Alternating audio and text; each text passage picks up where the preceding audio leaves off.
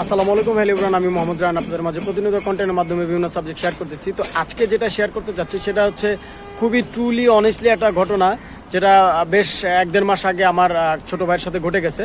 তো ঘটনা হচ্ছে এরকম যে আমার ভাই জবের জন্য একটা জায়গায় অ্যাপ্লাই করছে, তো সে তারে ধোকা দিয়া একটা বাইকের একটা শোরুমের জবের কথা বলে তাকে নিয়ে গেছে। নিয়ে গিয়ে একটা আননোন একটা পার্সনের ফেসবুক থেকে মার্কেট প্লেস থেকে ফোন দিছে যে সে বাইক কিনবে। সে বাইকটা কেনার কথা বলে আমার ভাইকে একটা ধোকার মধ্যে ফালায়া তারপরে হচ্ছে যে সেই বাইকটা আমার ভাইকে দিয়ে মানে ট্রায়াল দেওয়া, নেক্সট ট্রায়াল দিয়ে সে নিয়ে পালায় গেছে। তো সেই চোরকে আলহামদুলিল্লাহ আল্লাহর অশেষ রহমত যে একটা কলঙ্কের দাগ থেকে আমার ভাইয়ের একটা ঝামেলার থেকে আমার ভাইকে আল্লাহ পাক মুক্ত করছে। তো আজকে আপনাদের মাঝে দেখাবো সেই চোরটা আসলে অ্যাকচুয়ালি ধরা পড়ছে যে সে কি অবস্থায় আছে। এই সে অমানুষের বাচ্চা যে আমার ভাইয়ের জব দেওয়ার কথা কইয়া বাইক চুরি করছে।